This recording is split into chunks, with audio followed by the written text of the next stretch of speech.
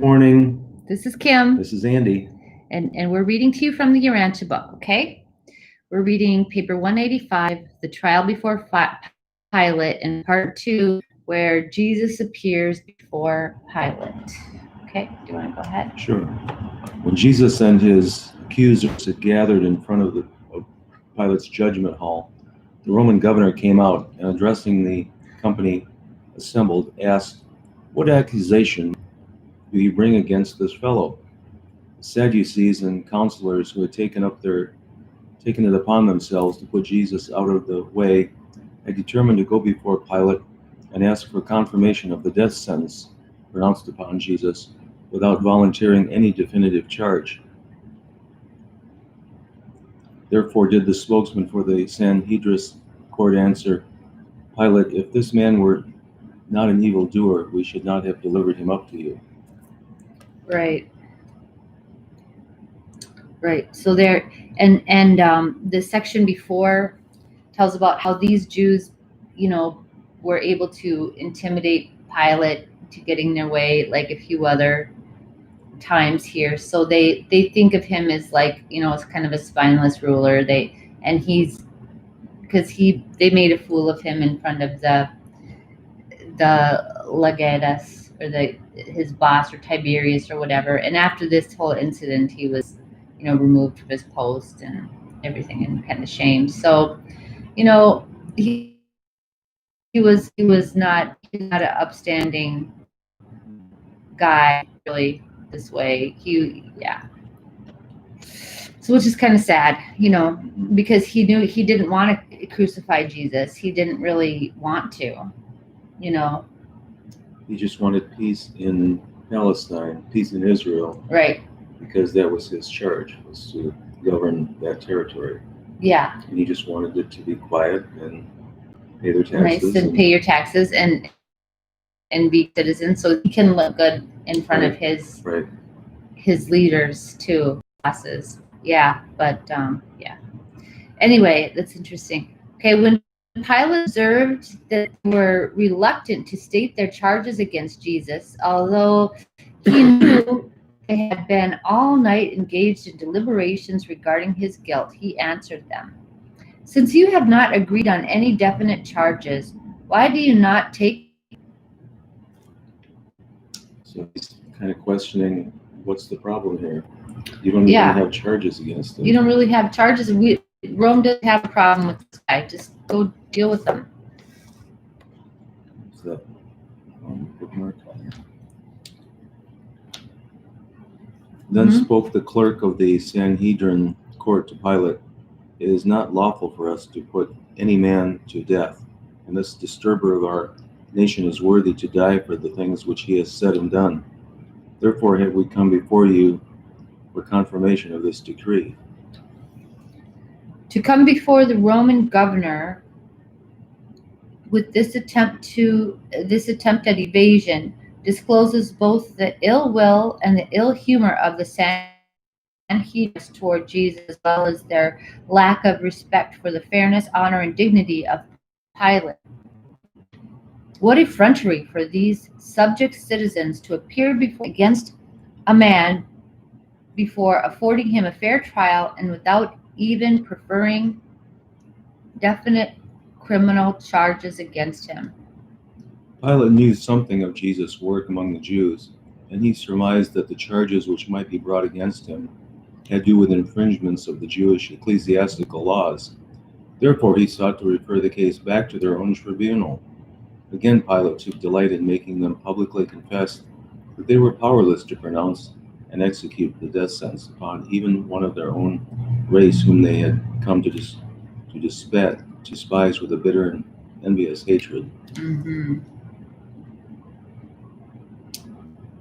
It was a few hours previously, shortly before midnight, and after he had granted permission to use Roman soldiers in effecting the secret arrest of Jesus, that Pilate had heard further concerning Jesus and his teaching from his wife Claudia, who was a partial convert to Judaism, and who later on became a full-fledged believer in Jesus' gospel.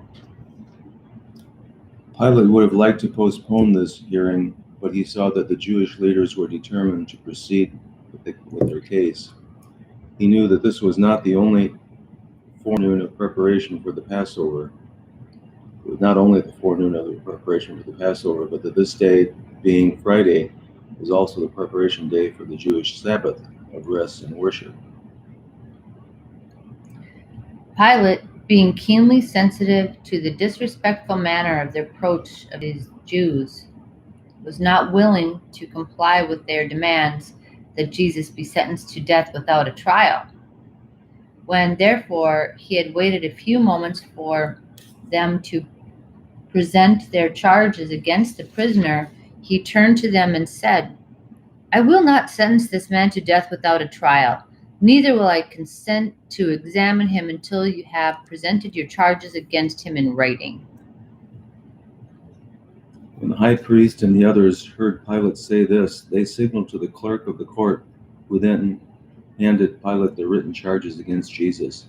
And these charges were, "We find in the Sanhedrin tribunal that this man is an evildoer and a disturber of our nation, and that he is guilty of perverting our nation and stirring up our people to a rebellion, forbidding the people to pay tribute to Caesar, calling himself the King of the Jews, and teaching the founding of a new kingdom."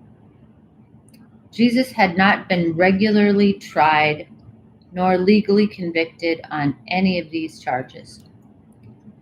He did not even hear these charges when first started, but Pilate had him brought from the praetorium, where he was in the keeping of the guards, and he insisted that these charges be repeated in Jesus' hearing.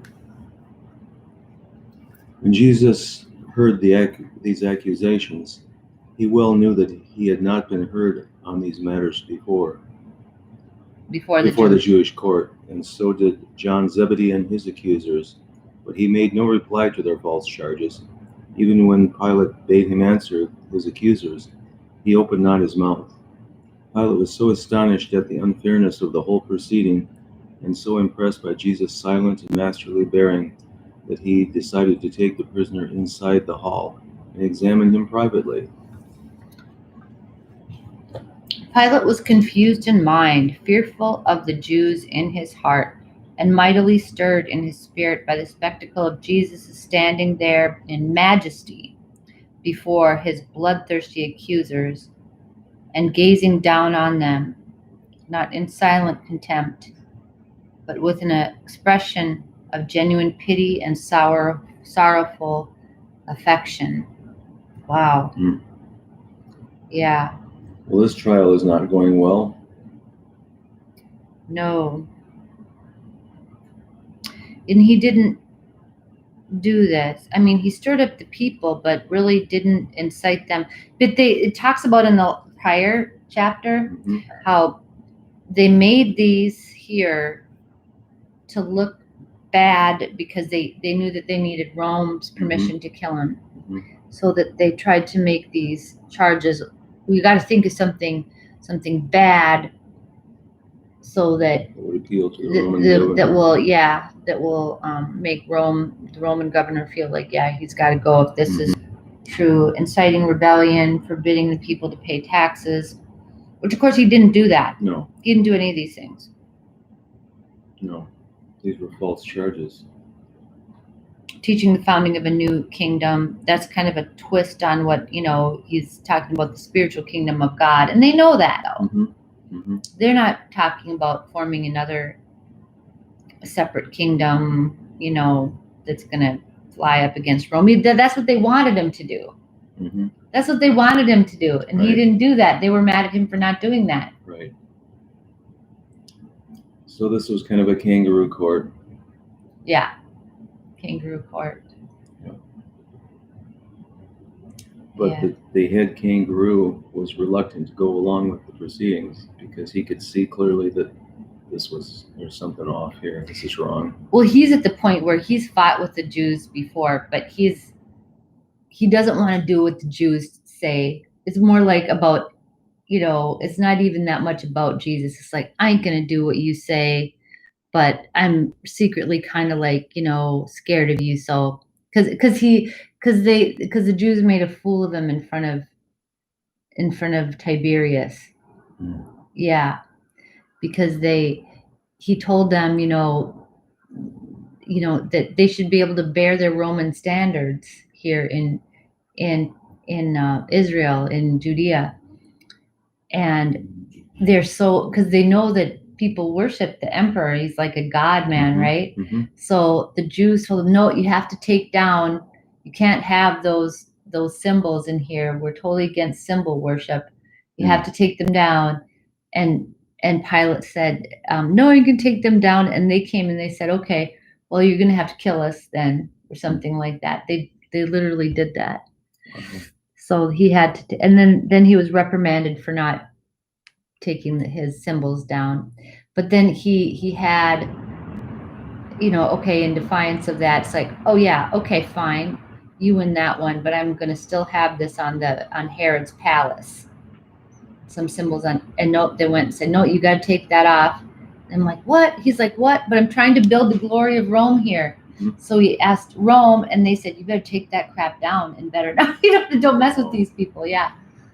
So he's kind of mad at them. In a way, he doesn't want to do what they say, just because he wants to say that, yeah, you're under my thumb, not the other way around. But it really kind of is the other way around. Mhm. Mhm. So it's kind of like this battle of egos with with him and the Jewish leadership, because they don't respect him, and he knows it, and he kind of like that kind of grinds his gears. So that's what's going on. So it comes to a head some decades after Jesus' death, Yeah. where Rome comes in and burns the temple, tears Yeah. down the temple, and Yep. scatters the Jewish people to the four corners. Yep, we're tired of you guys. You guys are too much trouble. More trouble than you're worth. I Yep. know this is a place where the traders come through, but damn, you guys are so much more trouble than it's all worth. Yep. At Yeah. the end, yeah. Yep. Okay. So that's the heart of it. Yeah, very interesting. Mhm. I've learned so much from this book. I love this book. Mhm. Anyway, we know it's not going to end well, so maybe we'll be done with this book by Easter. That would be appropriate, right? Okay. All right. Well, thank you very, very much. Okay. Yeah, have a good day. Yeah. Here. There you go.